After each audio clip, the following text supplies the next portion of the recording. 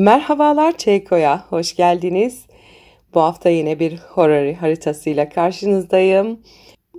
İstek üzerine şu soruyu sormuşlar. Aklımdaki kişi sevgilim olacak mı?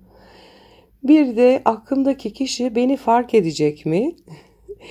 Bu iki sorunun cevabını tek haritada açayım dedim. Bence ikisi de aynı yere varıyor. Aklımdaki kişi beni fark ederse herhalde sevgilim olur diye düşündüm. Bu iki soruya teşekkür ederim, soruyu yollayanlara da. İki soruyu birleştirip tek bir harita açtım. Efendim bugün 31 Mart 2025 saat 13.52 haritamda bu saate, dakikaya ait.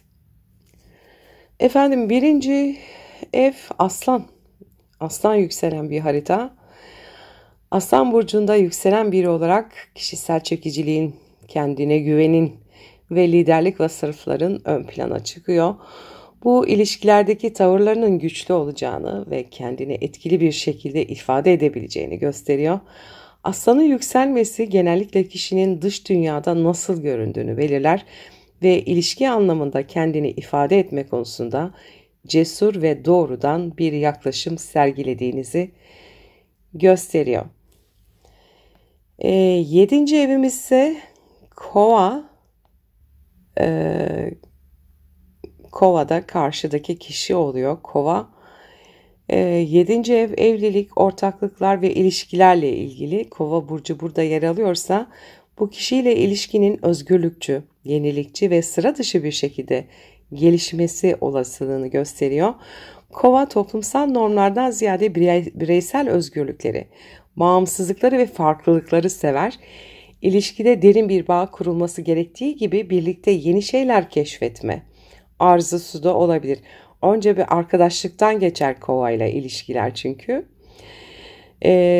Kova'da bir 7. ev ilişkinin yalnızca kişisel değil, aynı zamanda entelektüel, ideolojik bir bağda dayalı olmasını isteyebilir efendim. Siz Aslan yükselirken karşı tarafta Kova. Siz netsiniz, açıksınız. Güneş de bu arada Koç burcunda, onu söyledim mi bilmiyorum. Güneş de Koç'ta gerçekten kendinizi ifade etme konusunda cesursunuz ve doğrudan bir yaklaşımınız da var. Karşınızdaki kişi de Kova. Kova'da daha özgürlükçü, entelektüel, arkadaşlıktan aşka geçmeyi seven de bir burç. Bakalım yöneticisi nerede? Klasik yöneticisi Satürn Balık burcunda 9. evde ve Kuzey Ay düğümüyle kavuşumda. Satürn disiplin ve sorumluluk gezegenidir. 9. evde Balık burcunda olması ilişkinin manevi ve felsefi bir derinliği olması gerektiğine işaret ediyor. Bu konum ilişkilerin kişisel inançlar ve hayata bakış açısıyla uyumlu olmasını da isteyeceğini gösteriyor. Kuzey Ay düğümüyle kavuşum geçmişin ya da daha önceki ilişkilerin etkisinin şu andaki ilişkine yansımasını işaret eder. Satürn'ün bu yerleşimi ilişkide kalıcılık, uzun vadeli ve derinlemesine bir bağ arayışı olabilir. Sanki son sevgilim olur eğer olursa bakış açısı. Uranüs'te Kova'nın modern yöneticisi Plüto Kova'da ve retro. Uranüs'ün Satürn'e destekleyici açısı var. Yenilikçi, alışılmadık ve beklenmedik şekillerde ilerleyebilir ilişkiniz gözüküyor. Bu kişiyle olan ilişki sıradan bir ilişki değil, alışılmadık bir yol alabilir. Yani bildiğiniz yollardan gitmeyebilir. Ve sizi geliştiren, özgürleştiren bir ilişki olacak muhtemelen. Bu özellikle kişisel sınırlarınızı test edebileceğiniz bir ilişkiye de işaret ediyor. Karşınızdaki kişi hakikaten egzantrik biri ve çok sıra dışı bir şekilde ilerleyecek bir ilişkiden bahsediyor harita. Genel olarak olayların ilerleyişine bakalım. Ayımız nerede? Boğa burcunda. Ayın boğada olması aslında çok güzel. Ay boğada yücelir. İlişkilerde güven arayışı ve duygusal istikrar ihtiyacı olduğunu gösterir. Boğa duygusal açıdan güven arayışı güder. Yani uzun vadeli ilişkilerde sabır ve kararlılık önemli olur. İlişkinin temeli sağlam ve güven verici olmalıdır. Bu durum aklındaki kişiyle duygusal bir denge arayışında olduğunu ve güvenli bir ilişki kurmaya istekli olduğunu gösteriyor. Ayın Satürn'e 45'lik açısı var. Duygusal açıdan baskı veya engellemeler olabileceğini gösteriyor. Çünkü de karşınızdaki kişi farklı bir insan yani. Bir kova. Kova tabii egzantrik bir insan oluyorlar. Çok severim onları da. Ve insanı geliştirirler. Farklı bakış açıları insana gösterirler. Çok severim kovaları. Bu duygusal bağların inşa edilmesi için biraz zamana ihtiyaç olduğunu gösteriyor. Çünkü bir kovayla birdenbire bir aşk yaşayamazsınız. Yani önce arkadaş olacaksınız. Önce bir arkadaşlığın arkasına bir ilişki gelebilir bir kovayla.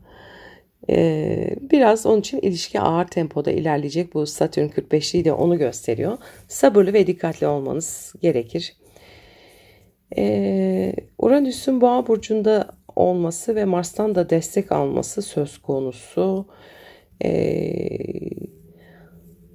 Ani ve beklenmedik duygusal değişimlere işaret ediyor bence bu. Bu da ilişkide ani gelişen olayların, heyecan verici değişimlerin yaşanabileceğini gösteriyor.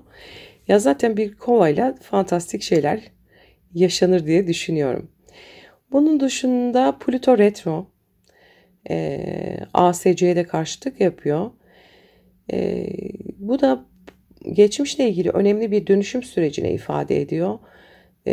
Bir tür engelleme ya da bir tür zorlu bir ilişkiyi gösteriyor. Bu ilişkide bazı engeller veya zorluklar olabilir. Plüton gizli kalmış konuların, güç mücadelelerinin ortaya çıkmasını simgeler. Bu yüzden ilişkiyi başlatmak ya da sürdürmek zaman zaman zor olabilir. Tabii yükselen Aslan, karşıdaki de Kova. Biraz güç savaşları olur. Ama bütün bunlar Juno'ya üçgen açı yapıyor. Yani bu da çok güzel. Juno evlilik ve partnerle olan bağlılıkla ilgili. Üçgen açısı da ilişkinin uzun vadeli olma potansiyeline işaret ediyor. Bu kişiyle ilişki eğer olursa uzun süreli bir bağ kurulabilecek bir ilişki olacak. Merkür'ün ve Venüs'ün retro konumları ilişkide, iletişimde ve duygusal ifadelerde yanlış anlaşılmalardan bahsediyor. Eski meseleler tekrar gündeme gelebilir.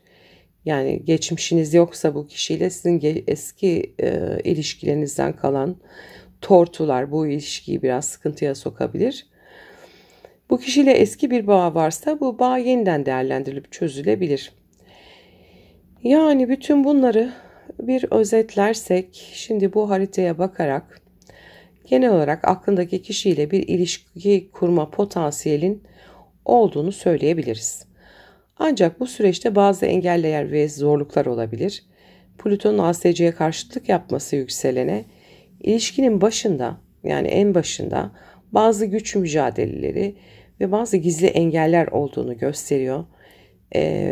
Uranüs ve Mars'tan gelen destekleyici açılar ilişkinin ani bir şekilde gelişebileceğini ve senin beklenmedik bir şekilde etkilenebileceğini de gösteriyor. Ya baştaki o güç mücadeleleri sonradan tatlı bir ilişkiye dönecek herhalde. Satürn ve Ay'ın etkisine göre de ilişkinin duygusal olarak sağlam temelleri oturmasının zaman alacağına işaret ediyor. Dediğim gibi Kova önce arkadaş sonra ilişki olacağı için. Ancak Juno'nun da çok güzel bir açısı var. Bu da ilişkinin uzun vadeli olma potansiyelini artırıyor. Eski konular varsa onların çözülmesine ve iletişimde dikkatli olunması gerekiyor. Çünkü Merkür ve Venüs retro bu süreçte. Yani böyle sonuç olarak bu kişiyle ilişkide önemli bir potansiyel olsa da zaman alabilir. Geçmişle ilgili konuların üzerinde çalışılması gerekebilir. İlişkinin duygusal olarak sağlam temeller üzerine oturması için sabırlı ve dikkatli olmanız gerekiyor. Bu ilişki bence olur. Baştaki güç mücadelelerini de atlatırsınız diye düşünüyorum. Umarım sorunuzun cevabıdır. İzlediğiniz için teşekkür ederim. Başka horror videolarında görüşmek üzere.